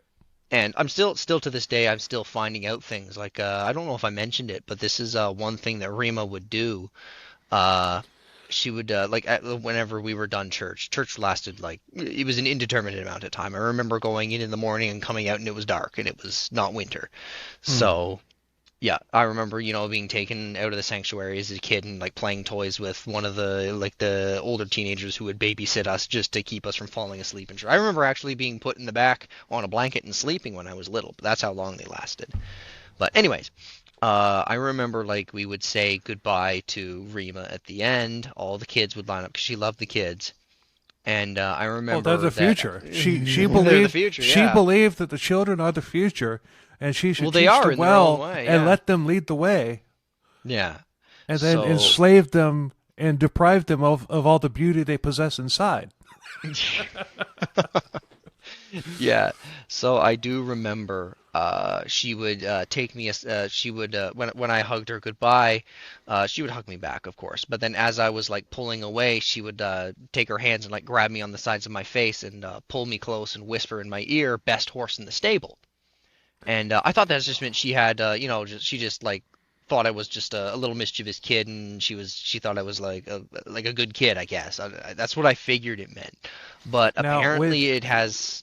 with the stories about what happened with Ricky and Rima, She may have had some. If those are Yes. true, she may have had some designs on you as well. Yes. So I was only like 6, 8, maybe 10 when she would do that. Probably because I She remember don't she would do care. it all the time. Yeah, I She know. don't care. I know, but and that's another reason why I think it was a little more towards the deviant side of things because the that phrase "best horse in the stable" originated along the east coast in high For a society, stud. like For a yeah, stud studs. horse. Yes. Not just for that, not just as a stud horse is the best horse in the stable. It was another. It was popularized among like the you know how the gentlemen's clubs had like the call girls and stuff like that, and like you'd go there, drink alcohol, watch strippers, and it was even in like the 1850s, it was still a thing, right? It Well, was a it's still a gentleman's thing club. today. Well, still a thing today, but like even in the days of like modesty and properness, it was Right. still a thing, right? Right. So they also had the feminine equivalent where you could go as a woman and you'd have like call boys, and of course, male prostitutes were a thing, especially for female high society. And it was a term used around, it was, I can't remember, somewhere in the New England area where it was really popular, more than likely somewhere around Boston or one of the huge cities. But it was a New England thing where the best horse in the stable was the most handsome call boy. He had the biggest package. He was, the best endowed. Like, again, stud horse, right? Yeah. So it not only is it like a farming meaning, in a sexual way. Well, I guess as sexual as you can make horse breeding, but it was also it was also a term for the prostitution world. So that really sours it and leads me to think, even if she meant it in a like, you're a good kid and I like how you are, it's still a little weird, right? Like you could have used any other term and that's the one you choose. So I mean, she could have said, "You're going to grow up to be a handsome man," and there would have been yeah, she could nothing. have There said would have that. been nothing creepy about that, Yeah. Well, But well, coming from her, yeah. but still, I mean, that's harmless. You know, Yeah. um, well, Yeah, it no, but could it could be weaponized, but still, for when an adult says that to a kid, it's harmless more often than yeah. not. Yeah. But this might change a little bit of the perspective though, because it turns out that I wasn't the only one she did it to.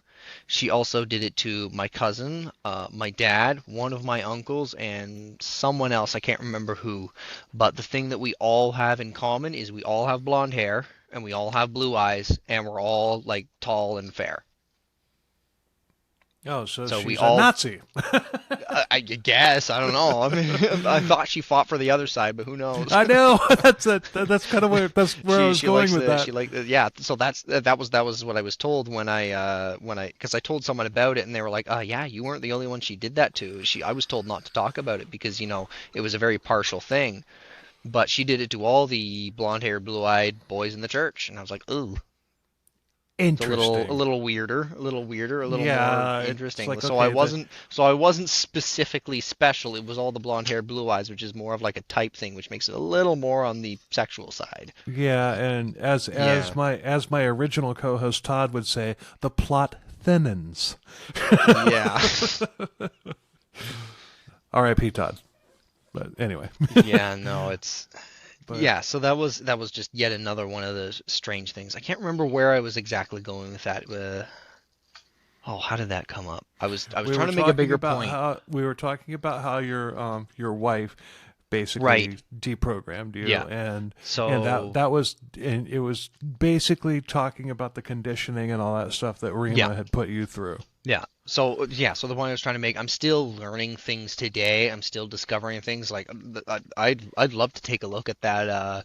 What did you call it? The Well, tattle. you called it the catalog, and I like that. Yeah, the catalog. Yeah, It- yeah. I'd really like to see whatever that is, and I might be able to give you more insight on like names and stuff. But other than that, it's I'll send just it to you. it's just it's just oh what's the word like paraphernalia for me to collect and be like over. Yeah, I mean, Yeah, no. yeah. Like The only types of stuff that I have is stuff like that, are oh, like mountains of cassette you're tapes and buffering. everything. I don't have any, but I know people who do. Uh oh.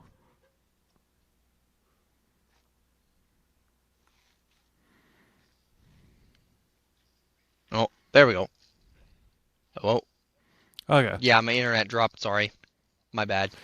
Mark No it on the worries. I thought clock. it was mine at first because of what No, happened the earlier. same. But I was like, oh, why'd mine go all of a sudden? It just kicked me for no reason. Full bars, but it just kicked me. Sorry about that. No Uh, worries. yeah, so I'm still learning to this day things that happen, and I'm always open to learning more. And just like you said, you were just like in the case where you said you were ragging on Desti's parents until you found out later on the whole big picture.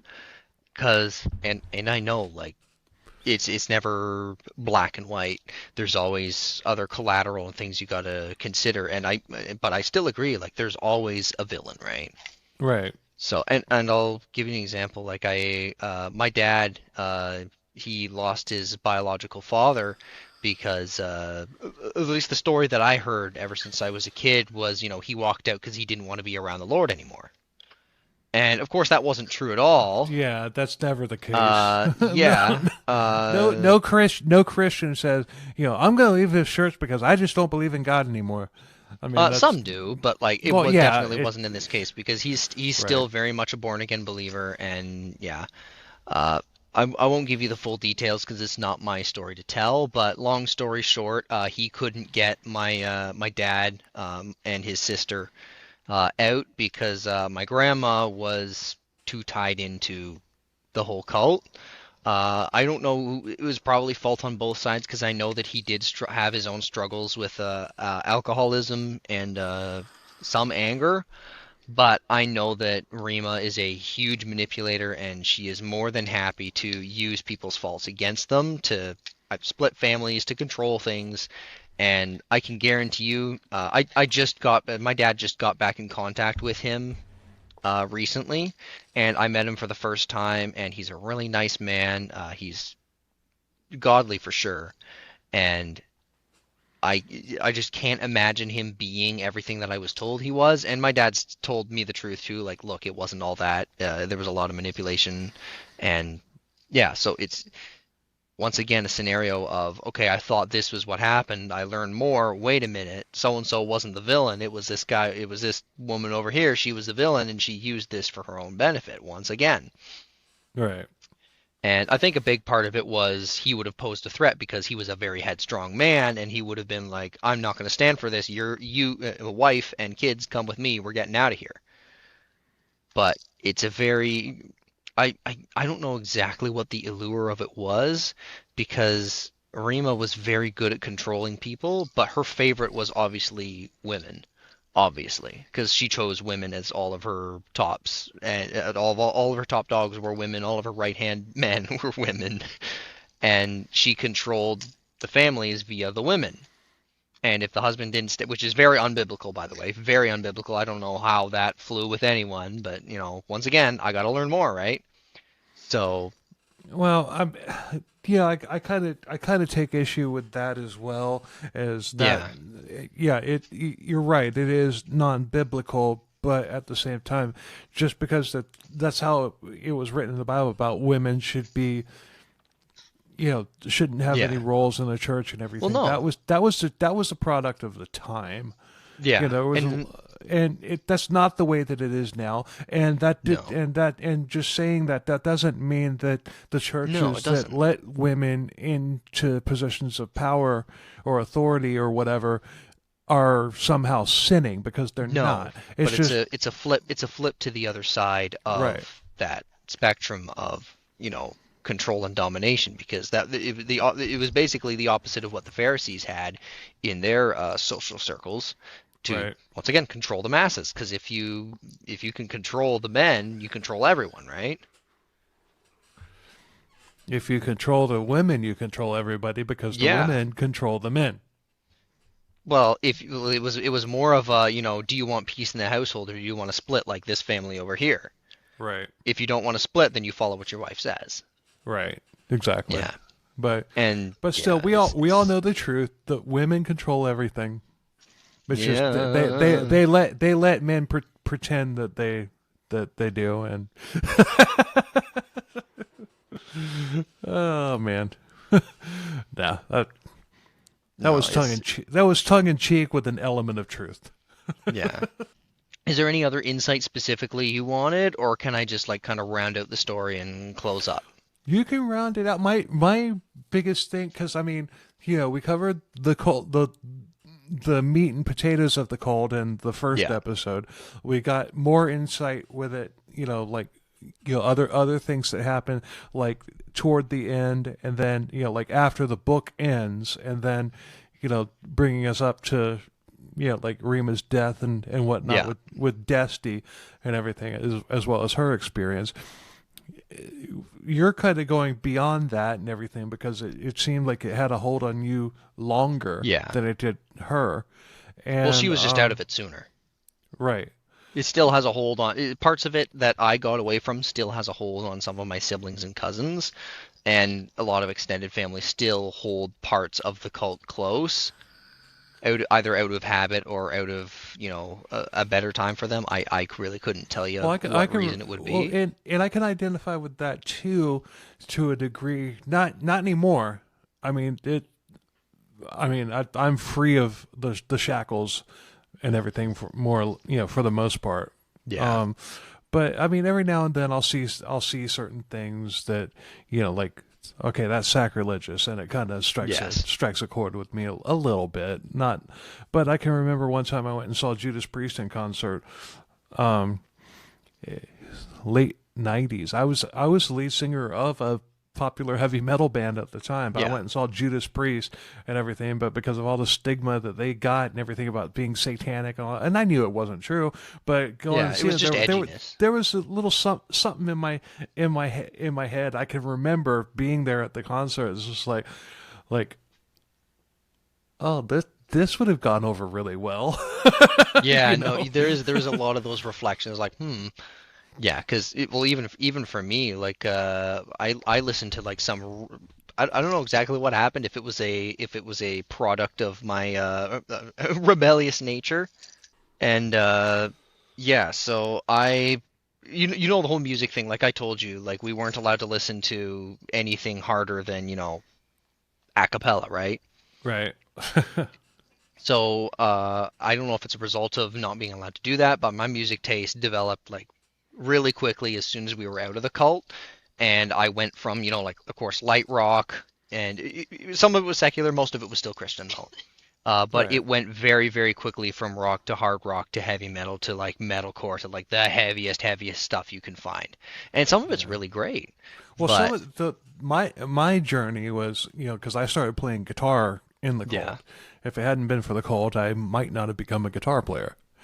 And I freaking love playing guitar. yeah, That's like my passion. I mean, I'm a singer too, but I consider myself a guitarist first, a singer second. But but but I started off, gravitating, and when I started listening to like secular music and everything, it was country because that was similar to what I was playing and everything. yeah, And that's how I really started learning to advance on guitar rather than just the three chords that I was shown, yeah, to play along with the hymns in church and all that stuff. But then later on, I guess around the time I was 14 or 15, I got in, a friend of mine knew the crazy church that I was in, and it was like very close to being over with at that point. But they handed me a yeah. Striper album and said, "Listen to Soldiers Under Command by Striper," and they're like, "Listen to this." So I listened to it, and I was just like blown Blown away, away. yeah, And right? at that point, a metalhead was born, and Yeah, it's no. like, Like like for me the one that and I still listen to it. I found them like 4 or 5 years ago for today, and I just got back into listening to them because I just forgot how good the message of all their songs were, and I really want to see if I can find it because the band went on indefinite hiatus in like 2018 or something. well, they're probably on Spotify. Oh, they're on Spotify, but Oh, I okay. want the physical album. I listen to them all the time.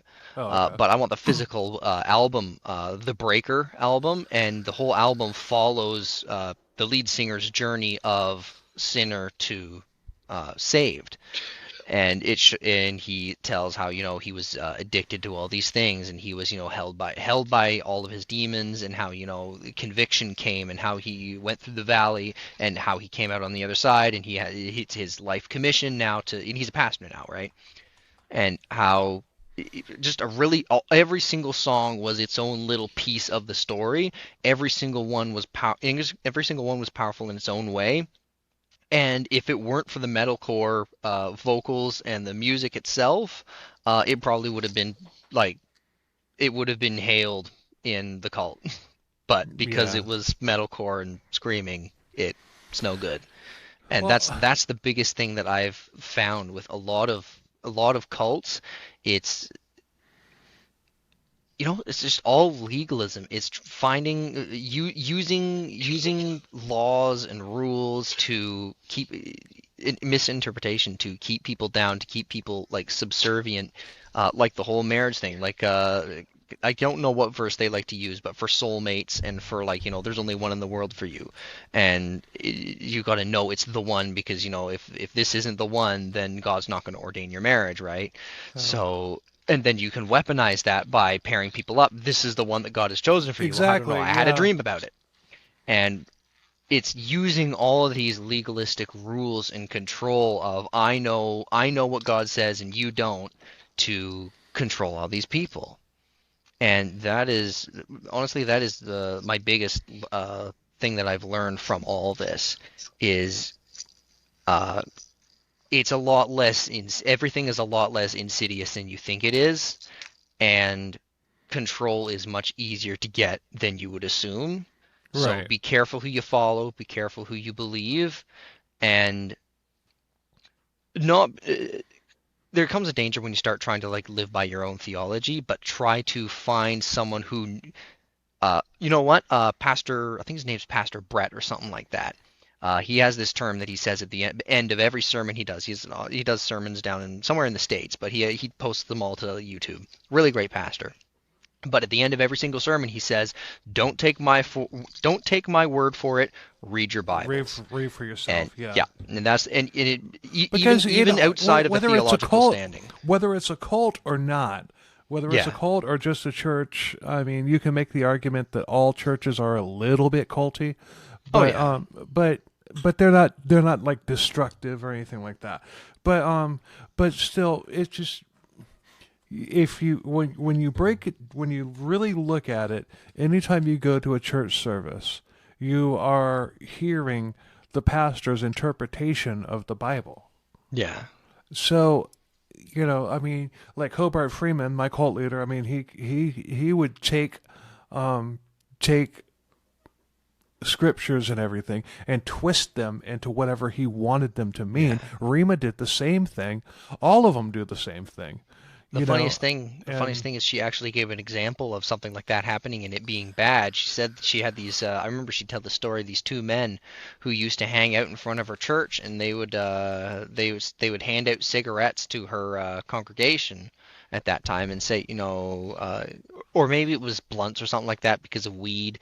And they said, they were Rastafari. I think it was because they were Rastafarian or something like that, and it was a whole like Jesus with weed movement, and they were trying to say, the only way to know Jesus is through, ascending via getting high, right? And they said, oh, it's because the smoke filled the temple, and that's what they were, breathing in, and that's how they got close to God. And it's like, that's just an excuse to Jesus was get a high. stoner. That's just an excuse to get high, guys. Yeah, You're not fooling anyone here. And that's the irony of it. She even pointed it out despite doing it herself. right. And Exactly. so Well, yeah, see, rules for thee, but not for me. yes, So, yeah. well, There I was mean, oh, I'll share another funny anecdote that I remember. I can't remember how old I was. Again, I have a goldfish memory for this stuff. I must have been young, but I remember one Thanksgiving dinner we did, and it was giving thanks for all the blessings we have as living in the West, opposed to persecuted Christians in Africa, Asia, places like that. So in solidarity, we were eating. We said our Thanksgiving dinner, instead of being a big spread potluck thing that we usually did, it was just going to be a bowl of plain white rice. And that's the whole congregation ate that. Men, women, children, everyone, except for Rima. And she had turkey. No, she had a loaded baked potato. I remember the loaded baked potato, but I asked Desti about it. But apparently, after all the kids were sent home, because she was part of the young adults group, I was still a kid at that point, and apparently after all the kids left, she was cooked like a steak and a bunch of other stuff because her blood pressure was low or something. Wow. Yeah, no, it was yeah, rules for thee, but not for me. Well, Hobart Freeman, I mean, he would preach that going to doctors was a sin for anything. Yeah, But he even using crutches was a sin for a broken leg or something. yeah, But he had polio and he walked with an elevated shoe. yeah, Rules for thee, but not for me. yeah. So, I mean, an elevated shoe is the exact same thing as a crutch. Yeah. So, but anyway, Yeah, no, yep. it's a lot of weird stuff. Like well, you remember how you said the whole hospital thing wasn't allowed? It was very the whole faith healing. Yes, that's true, but I got it was either 4 or 6, maybe it was even 8 stitches when I was a kid.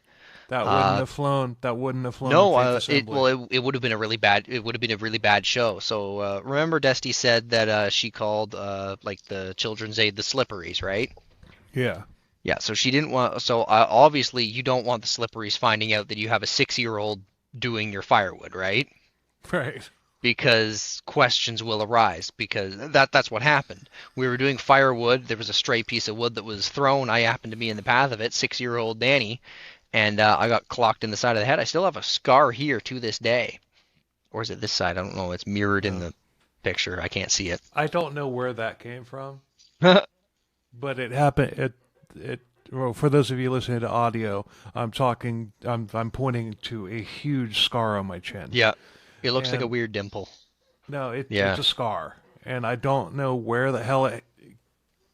I no clue, and I have another one on the side of my head.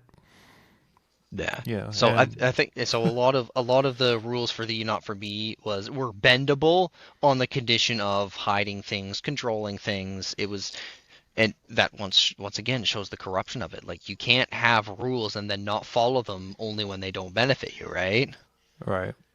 Yeah, so that's kind of my insight of growing up. Like I could go into the future bit of it, but it's kind of boring. Past me being like 15 years old, nothing really happens. It's more or less just people growing and realizing that things are stupid, and me getting my first job outside of the family, and it's really not interesting again until I meet my now wife. Yeah. Well, So yeah, that's she's she deprogrammed you this. Awesome. The same way. yeah, She was there for you. She put up with your bullshit yeah, thank because she goodness. loved you, and well, she loves you. Yeah. I said loved past tense. No, she loves you, No, she still does, thankfully. and that's freaking awesome. I'm happy for the two of you. Yeah. Obviously, the same as I'm happy for the for Desti Yep. and her husband. I Yes. want to say his name, but I don't know. I don't know if Don't he. know if it's I cool. don't know if Yeah. yeah. but anyway, Ralph. No, damn it, that blew up in my face. That was just the first name that popped into my head. I was just gonna throw a fake name out there, but it Yeah, shouldn't be no, that one Ralph. doesn't work. That doesn't No, work. that one doesn't work. You can call him We'll call him Dean. Dean. yeah. Yeah, No, Dean. that's a really bad one. Oh, damn it! You're right. Fuck. Call him oh, I don't know. Call him Corey or something. Corey. Yeah, that Does works. that work? Yeah, Yeah, there. that works. Like, holy crap, I just had two really bad ones right out of the I gate. know, It's like, right? what the hell? It's just like, You couldn't have made it worse. You couldn't have made it any worse. oh, damn. All right. Yeah, it might be just a little too late. It's 9:11 here. Yeah. No, we're in the So. same time zone. Oh yeah, So, that's right. That's right. so, I keep thinking you're like in the out west. I don't no, know I'm in why. Florida, man. That's right. That's right. I am a Florida man. I'm a Yeah. crazy Florida swamp lizard, and right now I am in misery because we are in cool drought weather, Oh and yeah, I need that's I need sucky. my humidity, and I'm like, ugh. I don't know if you're Skin's in. drying up. Yeah. Yeah, I don't know if you're a Doctor Who fan, but for those of for those who are, the moisturize me. Yeah. I've said that Was that 3 the times one? Is today. that the freaking one where it's like the genetically perfect woman or whatever, and she's Yeah, and like it's just a stretched out on a skin. tanning sheet? Yeah, Yeah. Ugh. moisturize me. But that's Yeah. how I It feel comes right with. now. Moisturize. My skin feels so freaking tight that it feels like it's gonna pop. And Yeah. yeah, Oh. I need my humidity. Yeah. I get you. Yeah. No. So So yeah, that's basically the long and short of it. If I, you know what, if I had more info, it would be 10 years down the road before I could give you more. oh, no worries. I plan on doing a lot of digging, so probably by then it won't even be interesting or relevant anymore. But you know what? At least there's a little bit more of the story out there, Well, right? if And you you said you got your letter and your journal. yeah, Yeah. yeah. I don't. I'm gonna ask that person if they want to come on. But they wanted to be anonymous, so they probably All don't. right. But I mean, if you know of anybody that was like old school, Yeah. that went through like the worst of it, and Yeah. everything, I'd like to talk to them. Yeah. I mean, I don't think there would be anybody at least in the older groups. I do plan on I you know what? The best I can probably give you is a typed out written like synopsis or transcript of the interviews I'm going to do because I do plan on asking around and getting the truth. And it's going to be like a layer by layer truth, like ask this from this person, ask that from that person, ask this from this person. When they lie to me, give these two people's testimony and say, I don't think that's true because this person said this, and basically feed down the whole ladder so I can get a concise, truthful, all-encompassing like story on exactly what happened. So I know well, exactly what to avoid, what to yeah.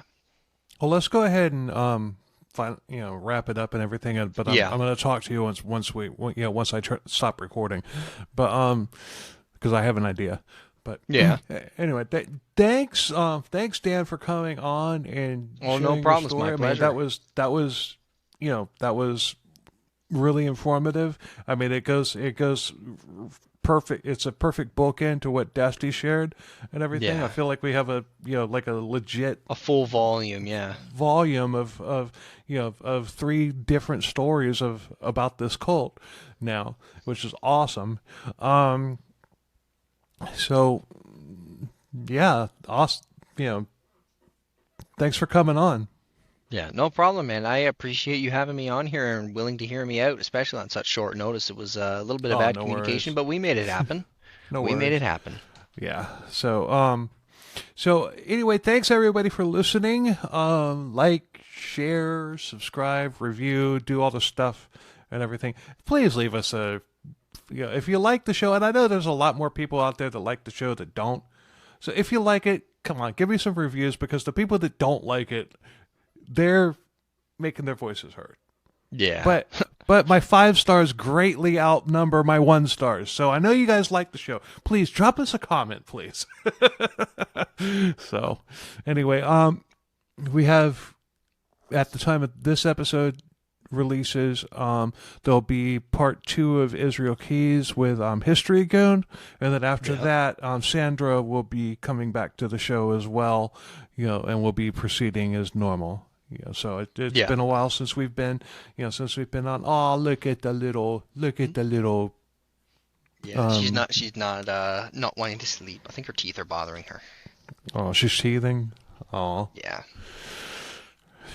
But anyway, until next time, later. Say bye. Oh. Bye.